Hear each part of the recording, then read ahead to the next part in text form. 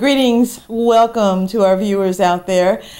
I'm Jahna and I'm a co-host on the Ladies Talk Show.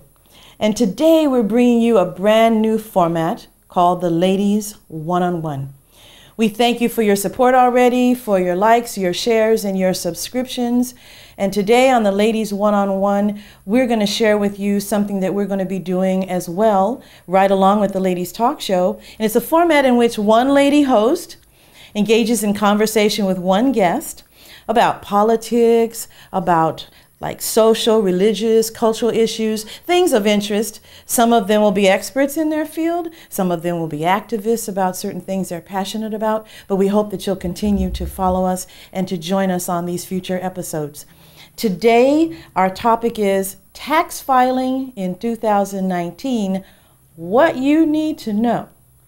A lot of us are now in the throes of putting together all of our tax forms and all of our receipts, and we're frantically contacting our tax consultant or tax accountant to say, help, I got to do it and time is passing. So today I want to introduce our interview guest. He is a financial services tax accountant. His name is Richard Asondoh, and he is the director and he is the owner of Confidence Insurance and R&C Financial Services. He's a tax accountant, he's a real estate agent, he's an insurance broker, and he holds a master's degree in business administration. So he's got the spectrum of finance covered, wouldn't you say? This morning, I wanted to start, Richard, welcome. Thank you very much. It's good to see you. It's a pleasure. I am glad, and thank you for bringing me on to the Ladies One-on-One. Good to have you here, and we're going to cover a lot of things that people need to know, right? I'm ready. All right, so you guys pay attention out there, okay? Ready, yeah. I wanted to ask you, just to get us started, were math and statistics your favorite subjects in school? Actually, to be honest, no. No. No, but... What were your favorites? Actually, economics. Does math and statistics feed into that at all? Not too much. It's a little bit of it in economics, but per se, yeah. We do some maths and some economics, some statistics in economics, yeah. So what got you on the road to eventually having your own financial services business? Yeah, I think I was a little bit surprised. I was surprised you by saying, do you know what my first degree is in? English. Yeah, gotta have it though. So basically, one thing I love about the United States of this society is, if you are a serious person, you can do anything. Yes, that's true. If you're lazy, you can just toe the line and stay where you were. So exactly. It's a society that gives people the opportunity to do whatever they want to, and that's exactly what I am doing. I actually had to branch out. Yeah. You know. I took the bull by the horns, and I'm doing what I'm doing. And you were the boss of the bull, weren't you? That's right. Well, you work with people and you handle clients' personal tax matters and things like that. What would you say would be, on an average day, the highlight of your day? I would say that the highlight of my day is actually the fact that people are walking through my door. Amen. To come and see me, yes, and for me to help them. Yes. And I know once they walk in and they actually realize that you are a state that is certified by the Franchise Tax Board, I'm talking about California. Oh, yeah. And by the Internal Revenue Service, which is the IRS, you know, they feel comfortable to sit with you one-on-one and talk about their tax problems. And once I'm talking with them, and if I find out at the end of the day that they're living happy, that's the highlight of my day. Absolutely. Well, we're glad to have people out there who are working with us and helping us to stay out of trouble, right? That's right. Let me ask you first, Richard. This new Trump tax law, the president's new tax law, it's called the Tax Cut and Jobs Act. That's correct. What is it specifically? Actually, I would say it's a new tax law that was enacted by Congress in 2018, and the reason behind this was to, actually, reduce, bring down the tax code, make it simple. Okay, that was that's the a goal, good thing. to make the tax code simple. Yeah. But actually, this had to bring in a lot of changes, some changes into the tax code, and these changes will run up to 2025. If Congress does not act, then we'll revert to the old tax law, which ran up to 2017. Is the old tax law, would that be better if it had to go back to that? Well, in the course of our discussion, we'll discover which one is better. Oh, you're going to let us know. You'll give us a hint, right? Yes. Okay. Well, what would you say, and you guys listen closely, okay? What is the biggest mistake that you feel that taxpayers make regarding their personal taxes and how to file them and things like that? The biggest mistake that most tax filers would do is how you complete your W-4 form at work. Let's talk about that W-4 form. Your withholdings. Your withholdings. Okay, let's talk about let's talk about that for a moment, because I know that there is a W-4 form. Yes. There's a W-2 form. I started working when I was 15 years old, and I knew what a W-2 was. Then W-4 showed up, and I didn't know if one replaced the other, or if they were walking hand in hand. Can you clarify that for all of us? I think, as you said, you knew exactly what a W-2 form is. This is a summary of your earnings plus your deductions.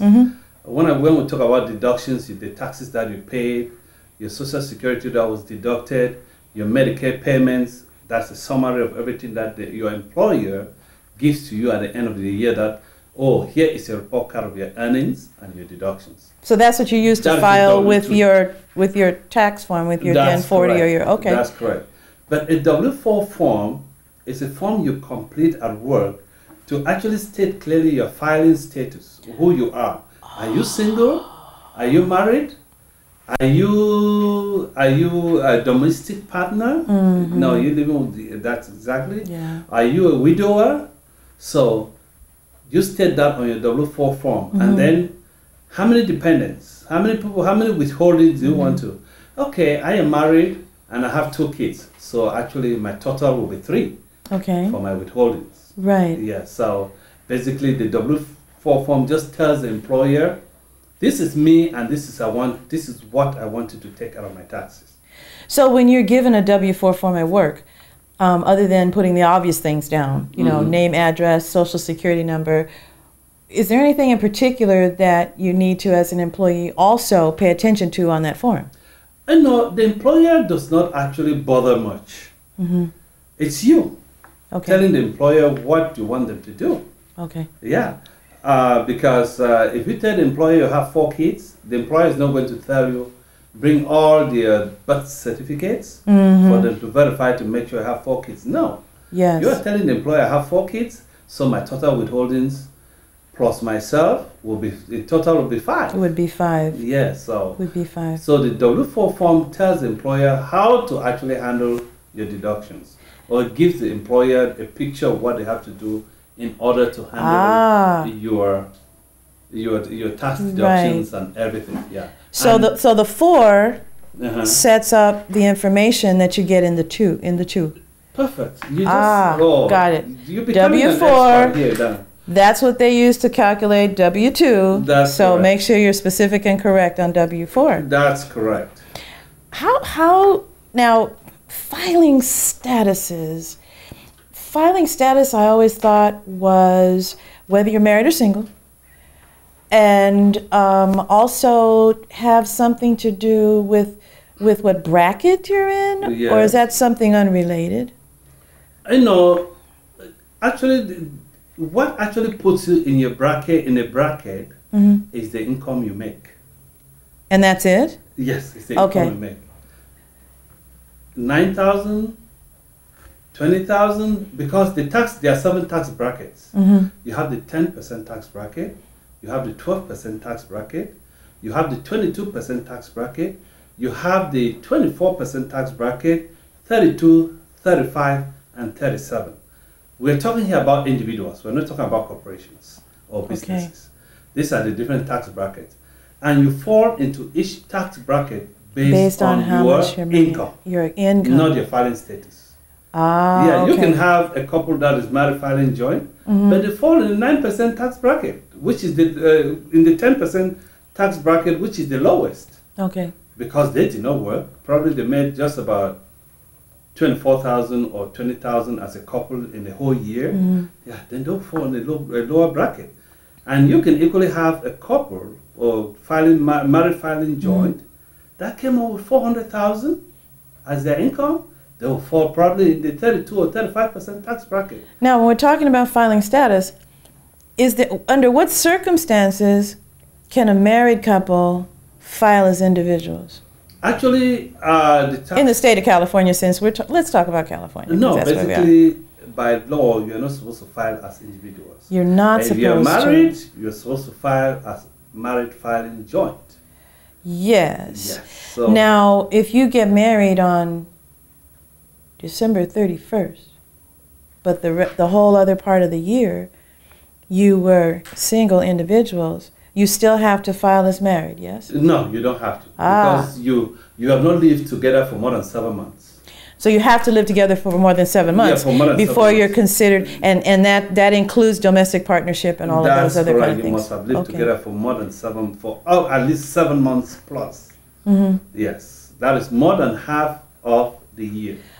Oh, more than half of the year. And then they say, okay, we consider you connected. That's right. And you have to do this connected. Yeah, because before you got together on the 31st of the year, to take your scenario, before you got together on the 31st, you've been working as an individual and earning your income. I've been working as an individual and earning my income. So we still have that window to report our taxes. One more thing that came up for me when you were mentioning domestic partnership, back a couple of decades, we had something called common law. That's correct. Is that still in force, or has it been replaced by domestic partnership? And I'm thinking about in terms of how people file taxes when they're in those circumstances.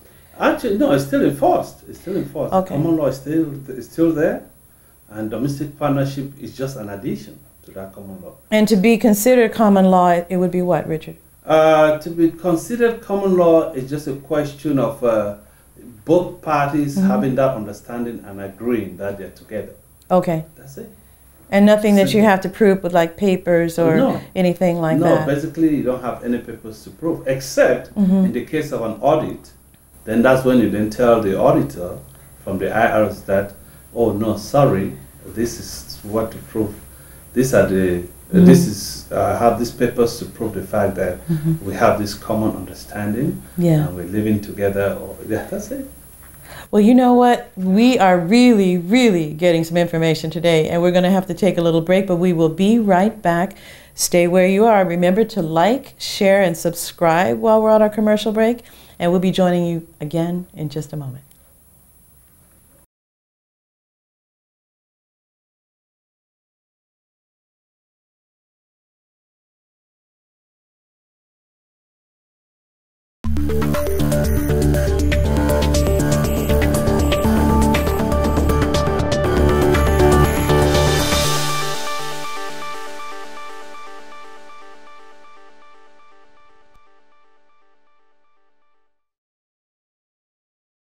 Today we're talking about making New Year's resolutions that work.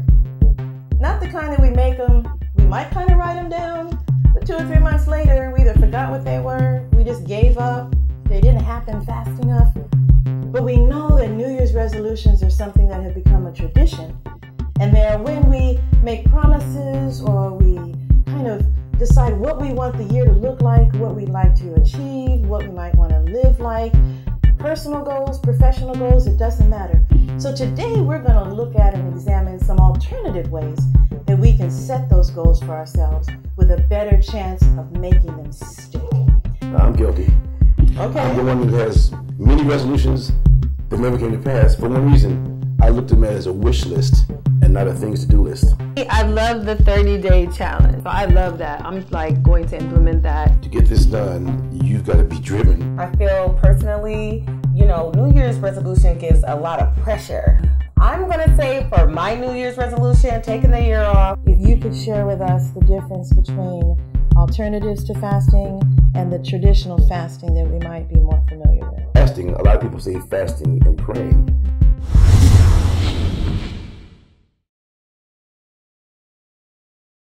Welcome back. I'm Jahna, and this is the Ladies One-on-One. It's our new format under the Ladies Talk Show, and today our topic is taxes in 2019.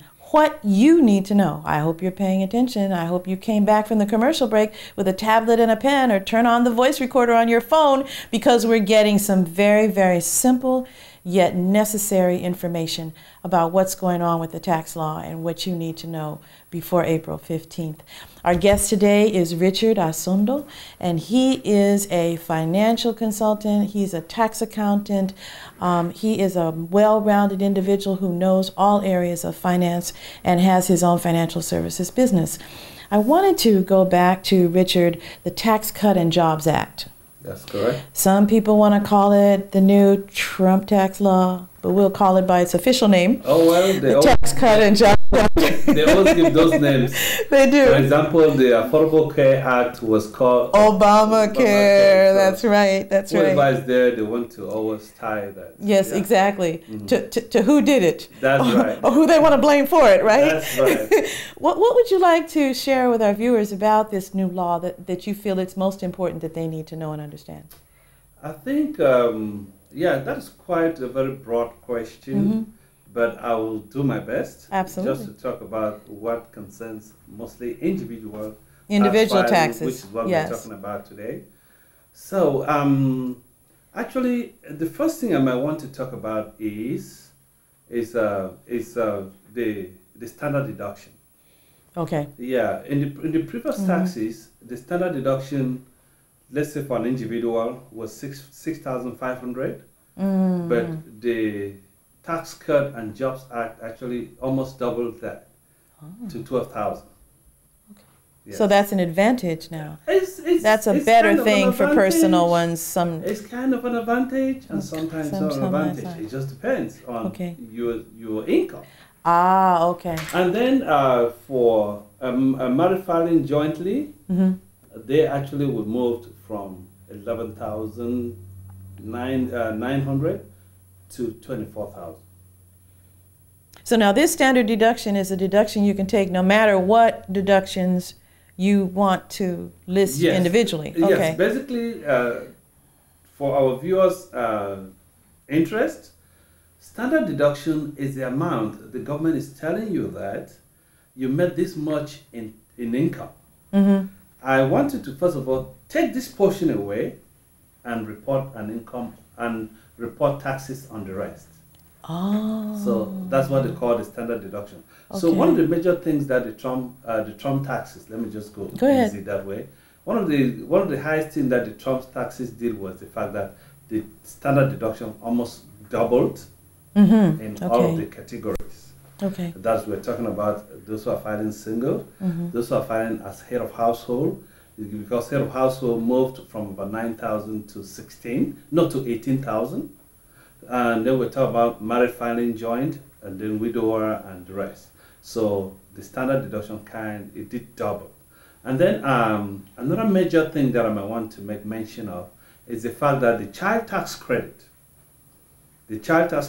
was moved from 1,000 to 2,000. Okay. Yeah, so that was actually increased. And then what is hurting some of our clients as we do their taxes this year is the fact that miscellaneous deductions are out of the window. You all heard that out there now, okay? Take note. Deductions are out of the window. For example, job-related expenses. You probably the money you spend for lunch at work. We're talking about probably your dry cleaning, your uniforms, your car repairs. These are deductions that clients will always take under itemization. So all of this, we can no longer do that.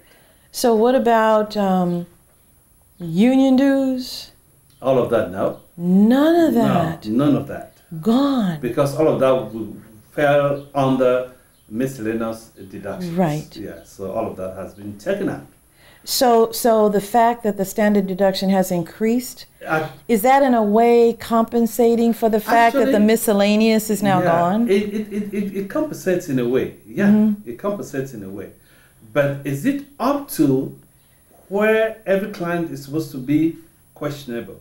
Okay. And again, it still depends on your income. Okay. Yeah, because take for example, married filing joint. Mm-hmm. The standard deduction was 11,000 and some change. Mm-hmm. But now they moved them to 25. What do they have if they don't own a home? That's true. That will add up to go above 25,000 to give them probably some few dollars more as a refund. Okay. So Okay. that's exactly why they were, the argument was we want people to file their taxes in the palm, in a postcard. You heard the Secretary of the Treasury, Mnuchin, say that all the time. That, oh no, you file your taxes on a postcard. But again, that's not still the situation, because there are still some very conscious, tangible, decisions and advice that a tax professional can give the client. Yeah. So, and then another area, since we're talking about some of the new changes with regards to individuals. Yes. Another area that we can actually talk about too is the fact that individuals, we're talking about donations. Please. Yes, donations, that is still on the table. They can still do donations, but up to 50% before, now it went up to 60% of your income. Okay. Of the yeah. So you can donate up to that, up to 60% this time. So tithes and offerings at church still count. That's exactly Okay. all of that. Okay. Donations to All right. the Salvation and Me, the Red Cross, yeah, all of those. Up to the amount of 60% of your Yes, income. yeah, Okay. that's right. So All right. those deductions are allowed to be taken under. That's another change that actually came in this year. And then things like the education credit, they are still there. Okay. Yeah, education That's good. credit, they are still there. Yeah, so these are some of the major changes that the tax law actually brought into place. But if we're talking about, corporations and the rest, no, it's a No. whole different ball game. Yeah, so. But this and is then- just for personal tax yes, filing. we're Okay. talking about personal taxes. Then when it comes to owning a home, we still are entitled to take our mortgage interest deduction. But where there's a caveat is the property tax. Aha. Yeah, the property tax, the cap is 10,000. Let's say if you own a home probably in Orange County or Beverly Hills, where Yes. probably your property tax for the year is close to 15, 16 or 17,000, That's true. you are capped at 10. So you, So can't you take only more get than 10 of that total. Yeah, 10,000 on that on your deductions. Okay. Yeah, so not on your deductions, not the total 17,000 as was the case before. So these are some of the changes. And then alimony. Alimony. Alimony, Uh-oh. that's right. Okay. So here, before, if I was paying my ex-spouse a certain amount of money, I could actually deduct that on my taxes, and they will report it as income on their own taxes. But this time, no, I can take that as a deduction. This is going to wow you. I can take that as a deduction on my taxes, and you're not obligated to report that as income. Did you hear that? I'm going to repeat that. Okay. You can deduct it on your taxes? You cannot? I cannot. If I And so this time you cannot. Yes. A person who is who is paying that? paying alimony cannot deduct it on their taxes. Yeah. And the person who is receiving the alimony money doesn't have to report it as Yeah, so we might be having a couple of more divorces out there because that money, it's free money. You don't have to report it. Oh my, wow, that's making my head spin. So I just reserved that for the last. Yes. The few that I can actually talk about at the top of my head. Yes. You know, the tax code is a huge document. It's gigantic. It's yes. gigantic, yeah. So. I'm still kind of simmering on that last one. For those out there who that might be a little bit of a sting for you, okay, there's the truth, all right? That's right. So what would the difference be between a tax credit and tax deductions? If we could just clarify that for the people. Yes, actually, we always have to talk to most of our clients about this, a tax credit and a deduction. So a tax credit is something that has a direct impact on your refund. Okay. Without having to look at what did you pay in taxes. Okay. Because there is something that I always try to explain to most of my clients. And this is the fact that somebody will walk in with a 1099 and did not pay any taxes, and they're still expecting to get a refund. Okay. So I always tell them it is called income tax refund. So the government is telling you, you paid this much in taxes. Give me a reason to give some back to you. You paid this in taxes. Not that you made this income. No, you paid this much in taxes. Based on your filing status, they're trying to tell you, give me a reason to give you part of that money back or even more. Okay. So what comes into play now for you to get some money back is either deductions or credits. So deductions have to do with, personal expenses that are allowed. For example, we talked about charitable contributions. Okay. That is a deduction. Okay. Because somebody will say, oh, I paid up to 20,000 into charity. I think I should have that money back. No, it's a deduction. And once we put in the percentage we are supposed to, it works like a slot machine where you put in money and then the money has to go in and push out money. Okay. If that slot machine is empty inside, you put money, nothing is coming Nothing's coming back. So what is inside is the taxes you paid. So basically, as we do the deductions, they go in, did he pay any taxes? Oh, okay, yeah. Let's push out 25 cents. Okay. You put in another deduction, it goes in. It goes in. And push out another cent. Okay. So deductions have to work directly in relation to the taxes you paid. Meanwhile, credits don't have to look they don't have to look at the taxes you paid. That's why it's called a credit. Child tax credit is 2,000. The 2,000 comes in straight. Okay. Education credit minimum is 1,000. The 1,000 just comes in straight. So that's the difference between credits and deduction. Deductions have to look at the taxes you paid. Credits is what the government set aside that you are entitled to get this amount if you actually went to school, if you have a child, because with a child we're talking about child tax credit, we're talking about earned income credit. Yeah, so those are credits. All right. Here they actually go with the word credits. That makes sense. And there is an amount set aside for those credits. That makes sense. Yeah. We're going to take a little break right now. We hope you've been paying attention and taking notes for your meeting with your tax accountant. I thank you so very much for your likes, your shares, and subscribes. Please keep having them coming. We want to know that you're out there and that we have the support of our viewers. And also, scroll down below the video when you're done watching this very informative show and leave your comments. I'm going to share with you at the end of the show where you can email us directly and you can ask any questions for our guest or any other show that you have seen. And we do look at them, we do answer them, and we would like to know also what is a topic of interest that you would like to see on either the Ladies Talk Show or the Ladies One-on-One. We'll be right back in just a moment.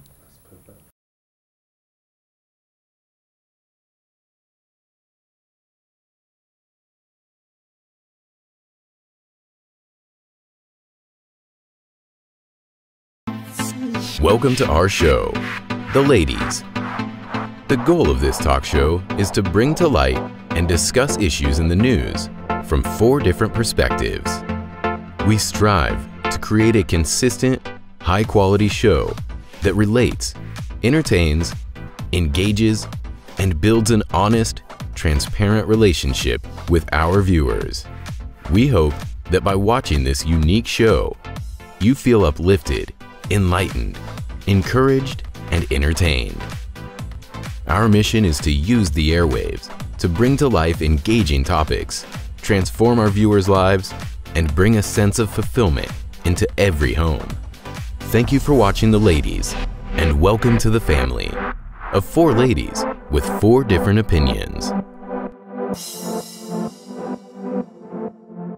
Welcome back to the Ladies One-on-One. I am your host, Jahna, and I am so happy to be here today with our special interview guest, Richard Asondoh. And he is a financial services and tax consultant, real estate agent, an insurance broker. He's got the whole thing covered. And he's been sharing some very simple yet very informative things about our theme today, taxes in 2019. What you need to know, and there is quite a bit. But he's been making it very simple for us so that we can understand it, whether we do our own taxes or whether we have someone who prepares them for us, so we can be intelligent in those discussions. I wanted to ask you, I've heard it said that if you're in an accident and it requires a settlement, is that settlement considered income? Do you have to report it on your taxes? No, actually, a settlement that a settlement that came out of an accident, no, it's not income. Like a personal injury? Yes, you don't have to report it because why are you being paid by the insurance company? Do you know why? You're being paid because you've been paying a monthly premium. Money has been coming from your income to make sure you're insured. So why should you be taxed on that money again? Aha. You get the point. Yeah. Yeah, that's the way to relate it. Yes. It's your income that you've been using to pay for your insurance. And that money is not deductible on your taxes. Is there a difference between insurance that you get at work and insurance that you pay for yourself? Yes, basically that has to do with disability insurance here now. Okay. I think that's where you're trying to get to. So with disability insurance, if you actually are paying your disability, paying against in case, God forbid, something happens to you, and you're paying out of your pocket and something actually happens and you pay, no, you don't have to report. Okay. But if your job is actually paying for that, it depends on the understanding between you and your job. There's a portion of that amount you're supposed to pay, and your job will actually take care of the rest. So once your job is paying for it, please, and you go on disability, always look forward to a disability statement that will be sent to you to actually report for your taxes. That's correct. That's a good distinction that needs to be made, because that question comes up a lot, and people are confused, or they don't know if they're doing something wrong, say going back to the settlement, if they don't report that money, because sometimes it can be a lot of dollars. Yes, sometimes, let's just go back to settlement again. Let me just clarify something. Sure. This has to do with a general broad settlement, let's say for a company, the money that is being paid, that you have to report. Okay. Yeah, let's say there was a class lawsuit action that paid a lot of people, or a whole, let's say, take for example, a company that employs about 300-400 people. There's a class lawsuit action that they actually settle, and clients are paid probably because the company was not taking care of the overtime or whatever. Yes, that you have to report it on your taxes. So whatever part of that settlement was your little split, then you have to report that. Yeah, your own little split. Because it's company business related. That's correct. But if it's a personal injury, whether you go to court or not, when it settles, then you do not have to report that one. You do not have to report that. Yeah. Okay, all right. Now, people who own a home, we talked about that briefly before the break. What are the pros and cons of being a taxpayer and owning a home? Is it better to, I don't know, is there something specific that happens when you are a homeowner that does not happen for your tax wife, especially under this new tax law for people who don't own their homes or who haven't had their homes for a specific length of time before they file their next tax return? Yes, I think basically owning a home is a great thing. It's great because, first of all, you have to take advantage of the mortgage interest. There are some people that, walk into my office, their mortgage interest is somewhere 20,000, 25,000, 30,000. That is a huge deduction on your taxes. Yeah. So owning a home is a very good thing. And then you have to take away property taxes too. And probably if there are some points on your mortgage, some points that you paid, you have to. Or if you had a credit line that you took based on your equity, the equity on your home, you have to equally take advantage of the interest. So owning a home, it's a win-win for any taxpayer. You can't go wrong. No, you can't go wrong. You can't go wrong. But the only little limitation that came in with the new tax law is the fact that when it comes to property taxes, you can only deduct up to 10,000. Yeah, you can only deduct up to 10,000. Okay. Even if you paid 20,000 in taxes, because there are some counties that the taxes are really high. Take for example, California is a very, very expensive state to live in, and some counties their taxes are really crazy. Yes, they are. Yeah, so with those high taxes, you're supposed to actually deduct them, but you are only limited to 10,000. I think that's the only limitation I might talk about. And again, owning your own home, paying your mortgage, because if you realize, I don't know if you've taken note, rental properties, the prices have almost doubled in Los Angeles. Yes, they have. Yeah, they've almost doubled. Yes, they have. A two-bedroom that used to have like a 1,200 is at 2,000 plus right now. Yes, it is. Why waste that money? If you can afford a home, go in for one. Go and try. And it's like an investment. And besides the investment, the tax advantages too. You enjoy the tax advantages. I'm motivated by that just sitting here listening to you. That's right. What would you say? I want to talk to, because I am one. I want to talk about something that's of interest to seniors, people who are retiring, who have pensions, who have they're looking for ways to roll over their money. What is the implication of withdrawing from a retirement account before it matures, and how does that affect you in a tax way, or does it? No, basically, I always have clients that walk in that actually took money out of their retirement before the 59 years and a half, as the law states. Yeah.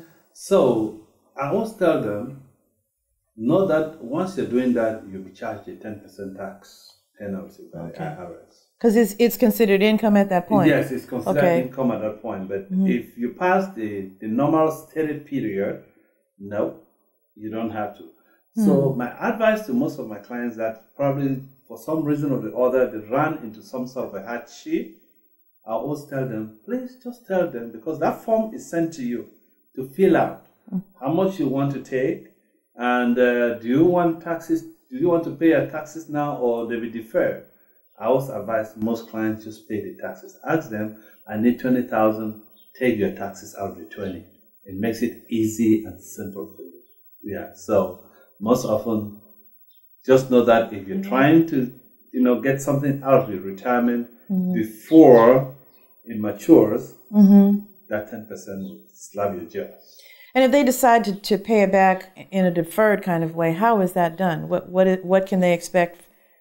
How can they expect for that to be? I think it's not always a question of paying back. It's just you can up your contributions if you want to get yourself back to where you were before, because there are certain limits that you can contribute. There's some accounts that you can contribute up to 6,000. That's but if you find some people who are contributing just $300, $200 every month, you can then up that amount. From 200, you pay in about 800 or 1,000 every month. Yes. That is the way to get you back to where you were without having an extra bill sitting over here that you don't want to look at. Yeah. They will not penalize you for adding the amount. Adding the amount. Because there's a limit. Except when you're going over probably the 6,000 threshold, that some retirement accounts would limit you, because those are checks to make sure somebody does not pick up some lump sum money from somewhere and just go and dump it in a retirement account in order to make money.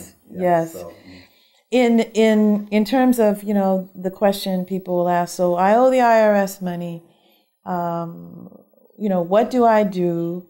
And I know that sometimes, we're driving down the street on the radio and you hear these companies come on the radio saying, we can help you.